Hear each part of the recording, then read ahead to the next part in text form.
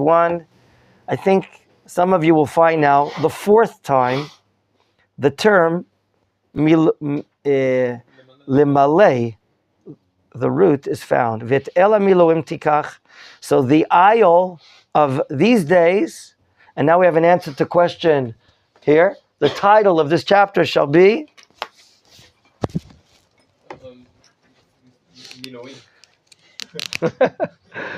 Miluim.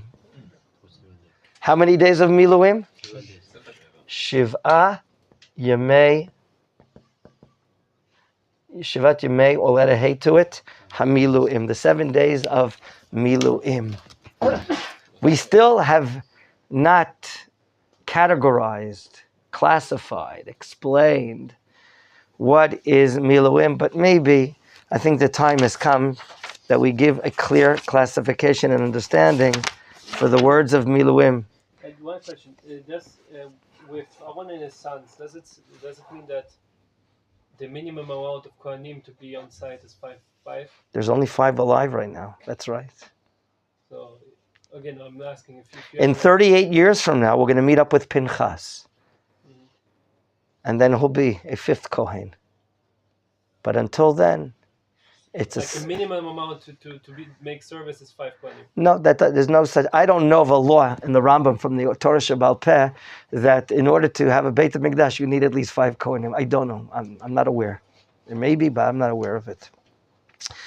I purposely pronounce that there are only 4 plus 1 to give us a bird's eye picture, a classic picture that there's only 5 Kohanim right now, right? Okay? Yeah, so no, it works with 5. Okay.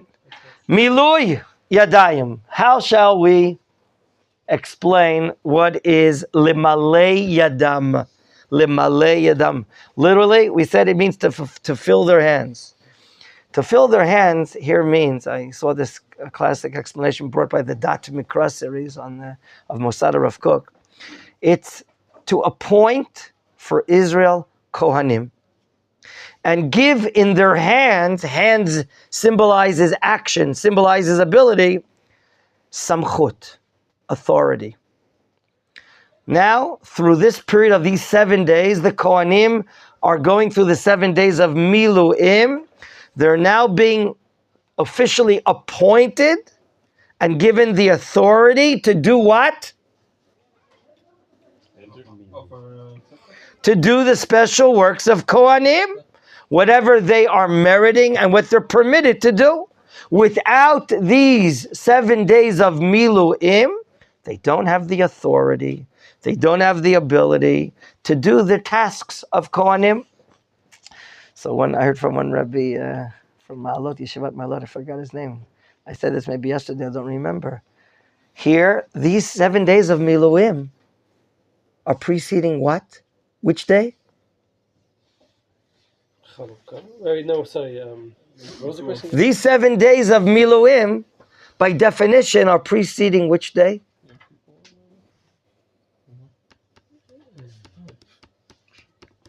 What's after 7 days? Yom Rishon. No. What? The pouring of the water. No. These 7 days are preceding day number 8. Yeah. I knew you were a mathematic expert. What does that remind you of? The 8th day. Hey, Sukkot. No. Chanukah. What do you mean by Chanukah? 8 days. What? Hey, Milu. Let's follow up. Where is it executed? Where in the Chumash? Okay? Where and when is this executed? You're guessing. These 7 days, where are they executed? And I purposely asked you, 7 comes before? 8. What? Before the opening of the Mishkan. The opening of the Mishkan will be 7 days of consecrating, of appointing the Kohanim, clothing them, doing this. Where will it be fulfilled? In the next Chumash? In Vayikra. In Parshat Tetzaveh, the second parsha in the book of Vayikra. And the finale after the 7 days will be day number 8. What is that called in the portion of the week?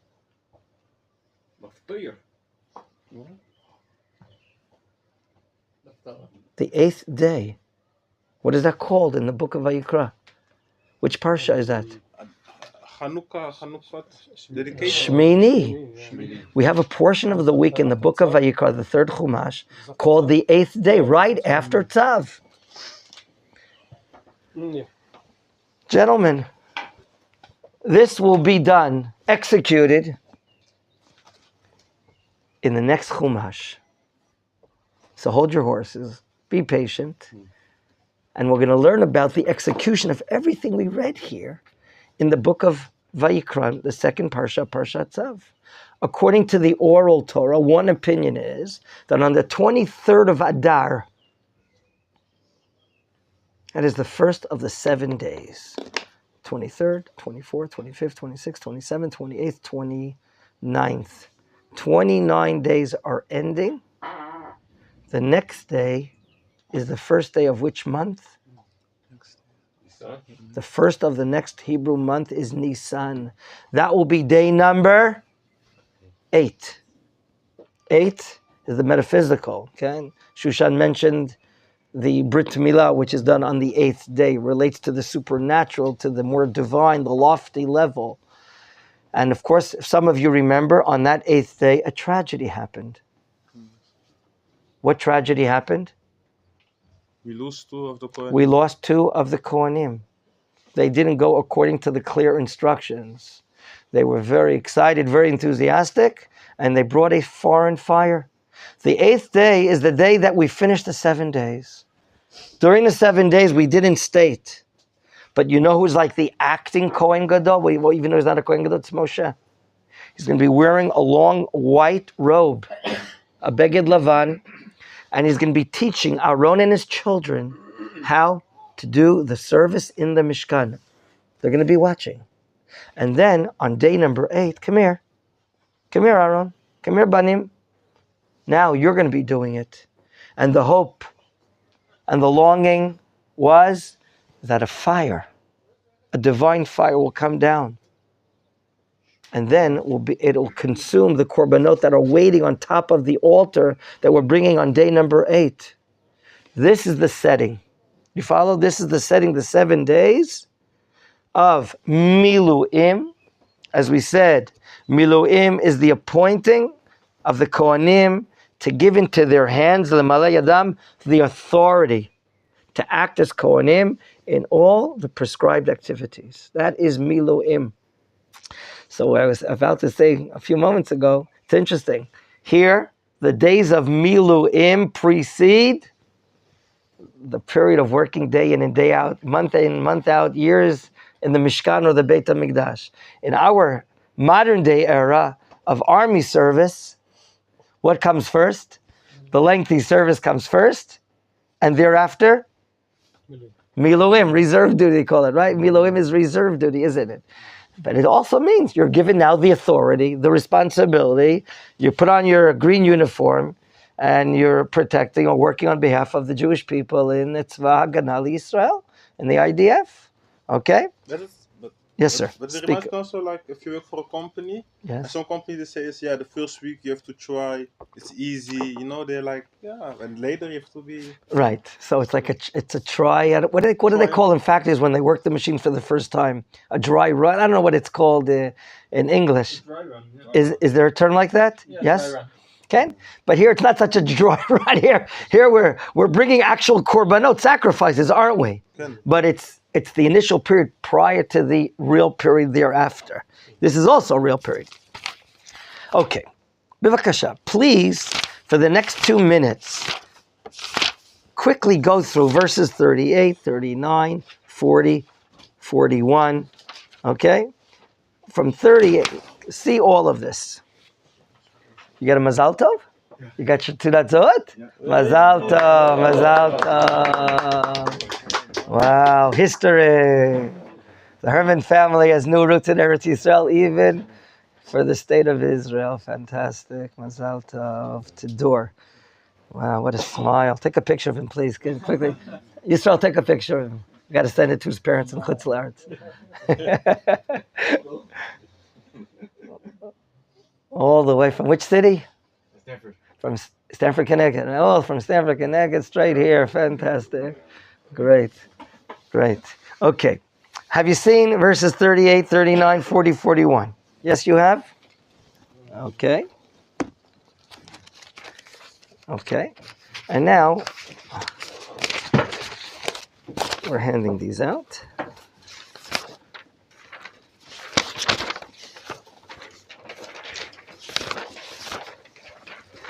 There's not enough for everyone. I apologize.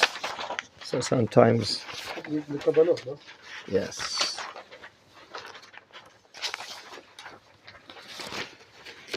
Oh, there is enough. Okay. Let's now, thank you so much for giving to others. Okay.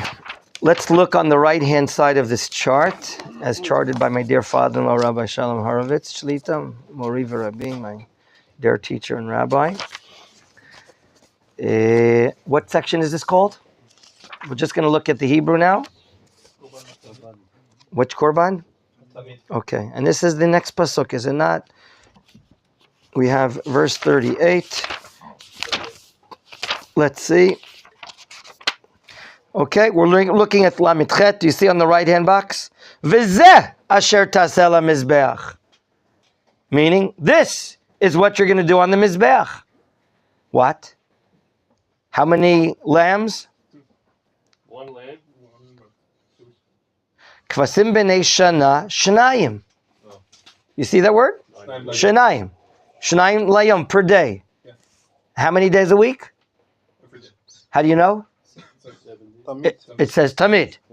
Okay, next pasuk, 39. Et hakeves echad, one of them, taseh v'boker. V'et hakeves hasheni, taseh when? Bein ha'arbaim. The term bein ha'arbaim means?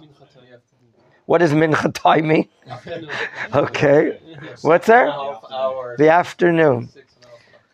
The language of Rashi, Perek Shishi, Mesechet Psachim. We have a special chapter in Psachim called Tamid Shenishchat, the Korban Tamid that's slaughtered, and there the Mishnah itemizes the hours that you can bring the Tamid during the course of the day. And Rashi there says, probably a Gemara, but Rashi's quoting it, that when the rays of the sun begin to go west, namely that there's shade going to the east, that is the beginning of the halachic time to offer this what? The Korban Tamid of the? Bein, spit it out. Bein Harbaim. Okay, that's the initial time. Very good. What will it be accompanied with? Pasuk Mem, verse 40. Do you see the Mem? V'isaron solet. Isaron is a measure, 1/10 from the word eser. 1/10 of what? There's a dry measure called the ephah. Aleph, Yud, Pei, Hey. 1/10 of an ephah. Balul mixed with what? Beshemen. What kind of shemen? Katit. Very, very fine oil. Reva hin. Hin is a liquid measure. So 1/4 of a hin of B'shemen katit. shemen katit. 1/4 of a hin of shemen katit mixed with the solet, which we didn't say what is solet. Solet. Very fine flour. Excellent. Solet is fine flour. Balul mixed with shemen. And that will be considered a meal offering, or sometimes called in the language of the Torah or Chazal, mincha. Spell it. Mincha. Mem, nun, chet, hey. Excellent. What else? V'nesech revi'ita hin yayin. Do you see that? Look inside. V'nesech revi'ita hin yayin.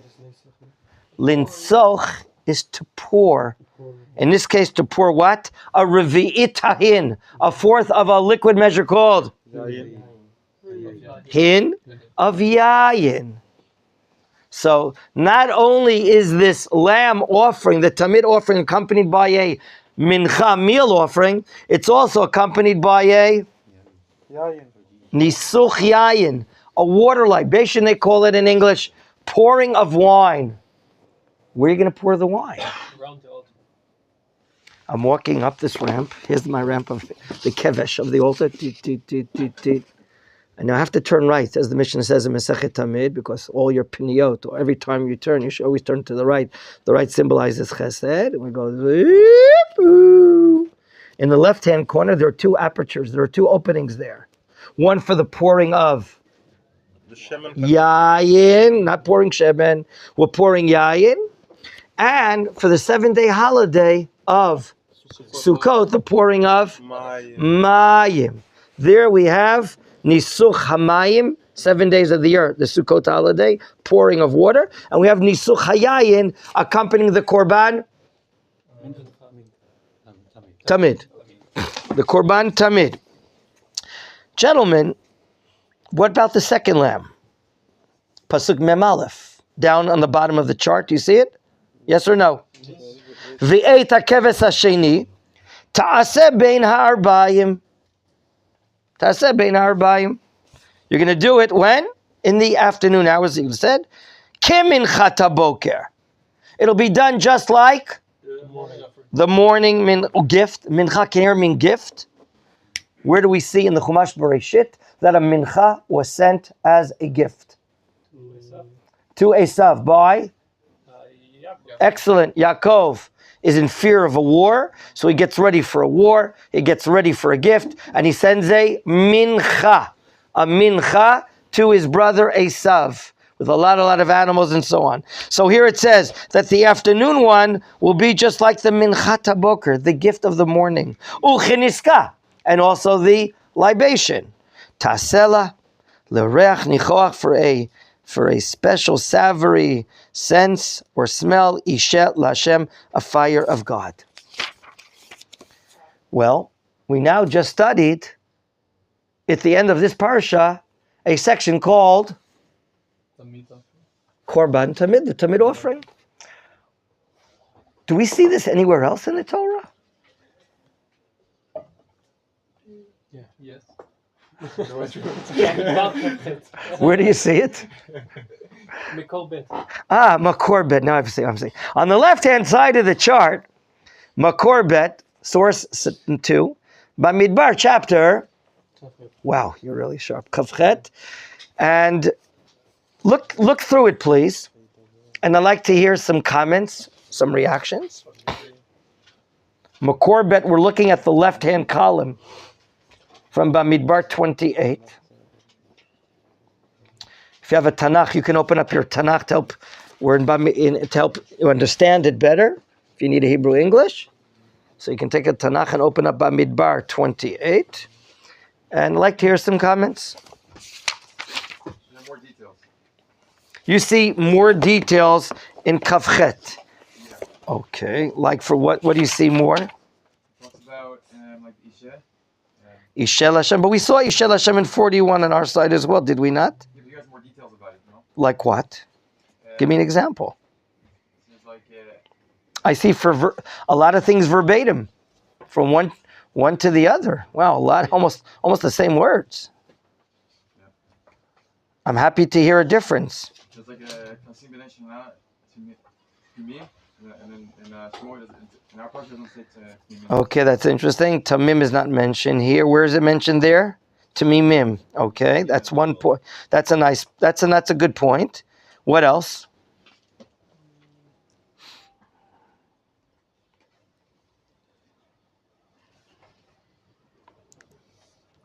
It says in Pasuk Vav, everything is almost verbatim, gentlemen.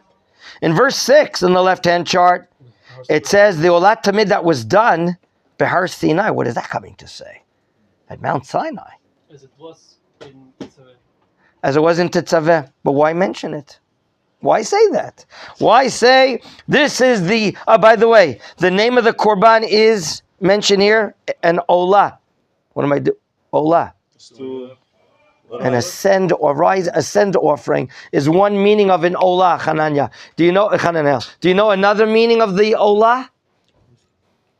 What's another meaning? Not only is it ascending, but what's another meaning of the olah offering, or another quality of the olah offering? It is totally consumed on the mizbech, on the altar.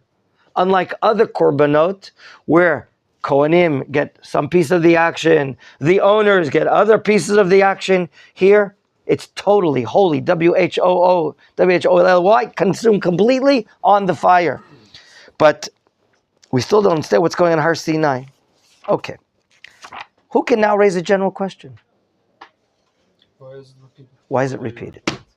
Why in the world is the Torah repeating the Korban Tamid and writing it again?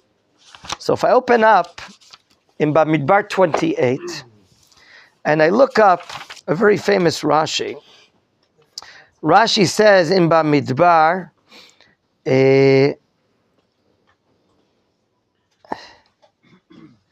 Rashi says in Bamidbar, he asked this question. Like you said, even though it was already written in the portion of Tetzaveh, quote, "V'zeh asher tazeh," this is what you're going to do. Hi hayta azara li mea miluim, v'chan tziva ledorot. An interesting answer.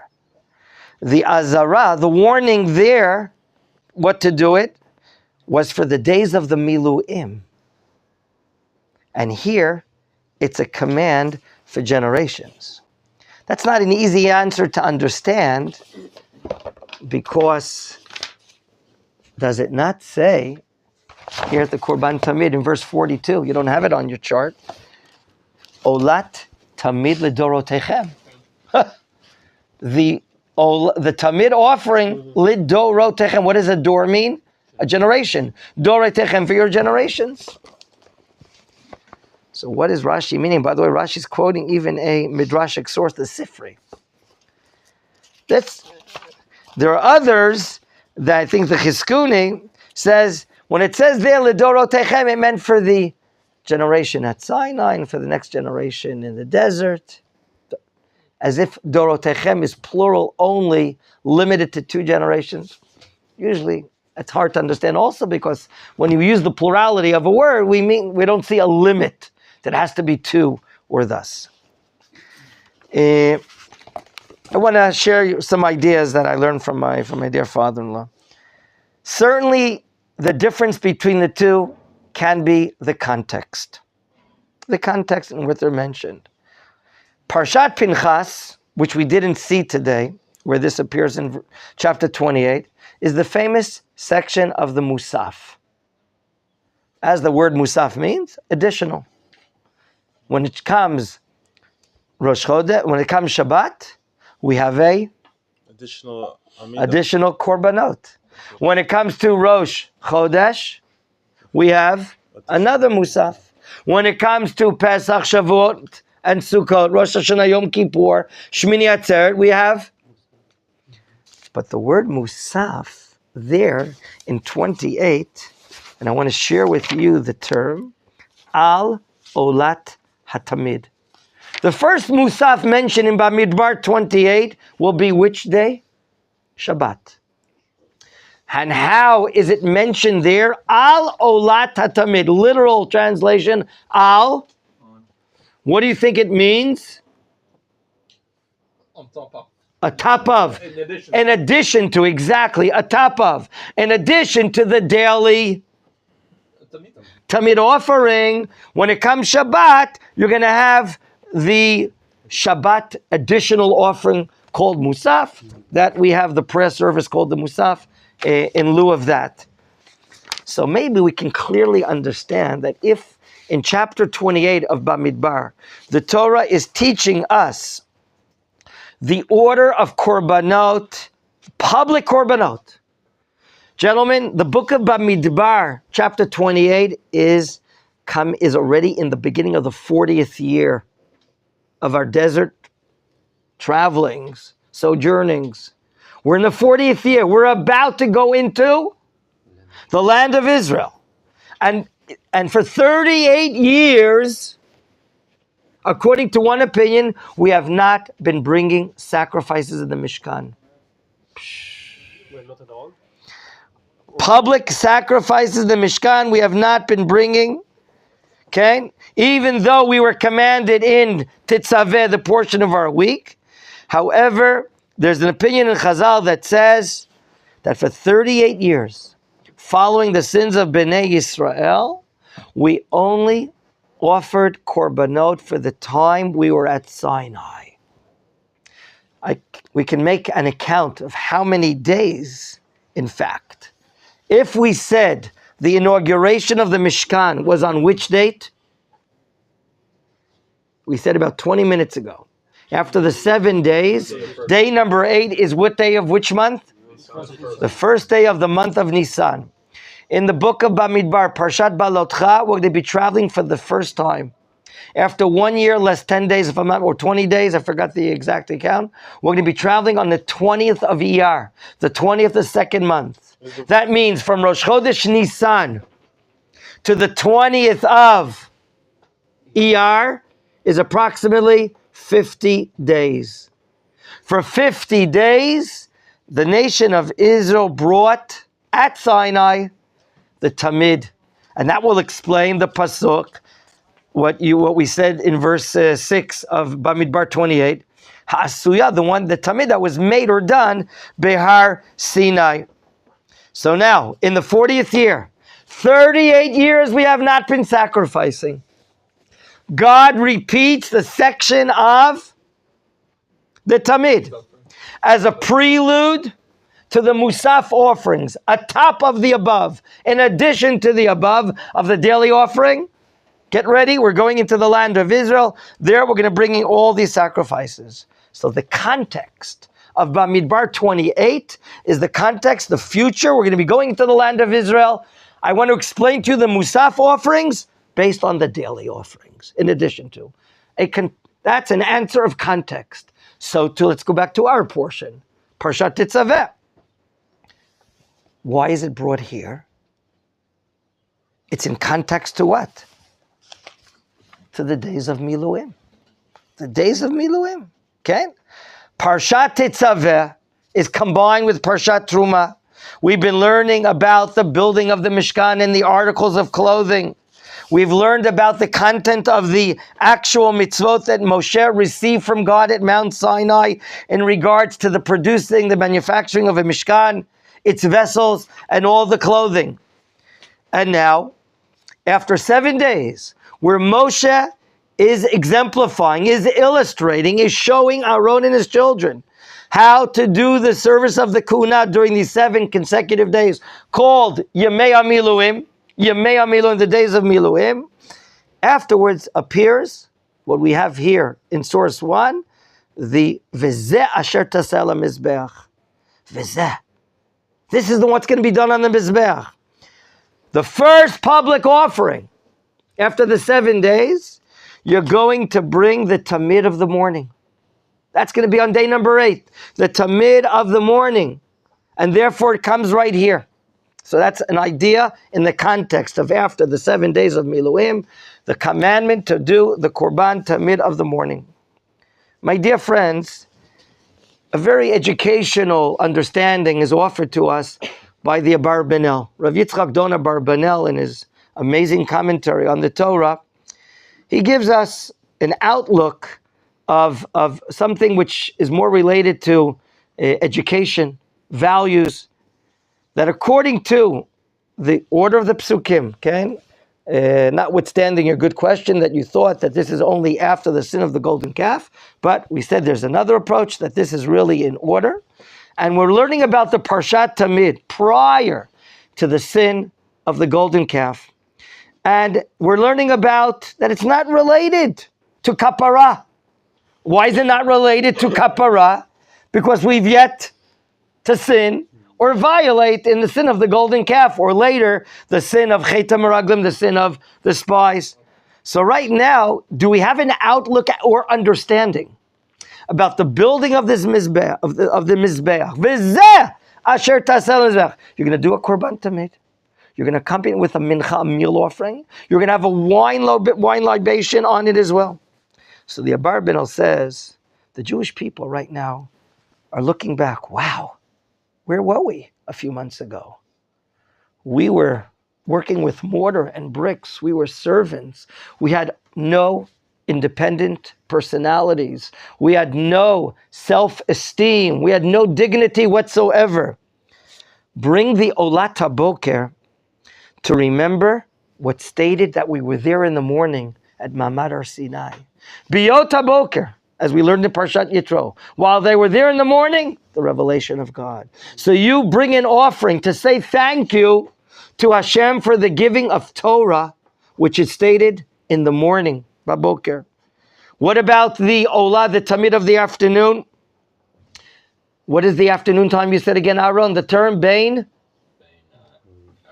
Ha'arbayim. Very good, Bein Ha'arbayim. What did we do pre-Exodus from Egypt, from Mitzrayim? What did we bring in the Bein Ha'arbayim on the eve of the Exodus, before the Exodus? Pesach. The offering called the Korban Pesach in the Bein Ha'arbayim, to remember that sacred time and give thanks to God that He took us out of Egypt. We're going to bring in Olah, a Tamid of the afternoon, in the Bein Ha'arbayim hours to express our thanks. With what are we accompanying? We're accompanying with a mincha, with a meal offering. Solet, you said is what? Very fine flour. Balul mixed with what? Shemen. Right now, can you please open up your knapsack? Any food left after the exodus of Egypt? Nothing. No cookies. No cookies. What has been coming down? A month later, the man. 6 days a week, the man is coming down. Lechem min hashamayim. Okay? So just like you're going to bring a tenth of an ephah of fine flour, the Jewish people are being benefited by God every day. The man is coming down. So to give thanks for the man coming down, we're bringing the mincha offering, which is coming from Solet. Well, it has to be a happy group. Wow, giving thanks to Hashem. If they didn't have bread, how can they give solid? So they found flour. Maybe so people, travelers, sellers that are going through the desert between Egypt and other countries, they're buying maybe flour from them, or they have call up Rami Levi for an order, something like that. And the last matter, the yayin nesech, the pouring of the wine libation, that gives the element of simcha, that we're serving God with yayin. This is a prelude for Purim. Okay, we're serving Hashem with happiness. We're happy to be His people. We're happy to be doing the mitzvot, and we know that there has to be a combination of the physical and the spiritual. There must be a blend between the metaphysical and the physical world. And that is the drinking of the wine, adding the matter of simcha. So gentlemen, in the finale of today's shiur, this approach of learning about the Korban Tamid, repeated in the book of Bamidbar, we can understand from a contextual understanding that each in its context has to be written. One based upon the daily services. The Musaf is based upon the daily services. This Tamid offering here in Tetzaveh is based upon the days of a Miluim. And according to this last explanation, the Jewish people are really making this Mizbeach, V'zeh Asher Taseh, as if the Korban Tamid is the only thing to be brought in the Mizbeach. It's to really express the basic element of what the Jewish people are. Hakarat HaTov. To recognize the good done to us, and always say thank you to Hashem for everything and anything. May we too, B'ezrat Hashem, even in difficult times or difficult days, okay, and there's nothing more difficult than some of the events that we learned about and saw about this week. And I don't know if you saw on YouTube, but the family that is mourning for their beloved 2 sons or 2 brothers that died, this family is like, from outer space. You just hear the children talking and moaning, but yet understanding and even thanking God for everything that they don't even understand for. Something tremendous. I'll show you, maybe I'll send to there was like right before the funeral, the girls of the town in Har Bracha gathered together with the sister. And there she says, we know this is all God's hands and he wanted to do it and we don't understand and it's very hard for us, but we're going to say thank you for everything. And then she starts reciting a verse from Mizmor L'Todah, the Mizmor of thanks, by verse, and the girls around her repeat. She gets the next verse and they repeat. We just don't understand the greatness, the loftiness of this family, how powerful they are. It's such a difficult time that they can still be so connected to Hashem in their agony and their pain. May we only have happy occasions. B'ezrat Hashem. Amen. Ken Yiratzon.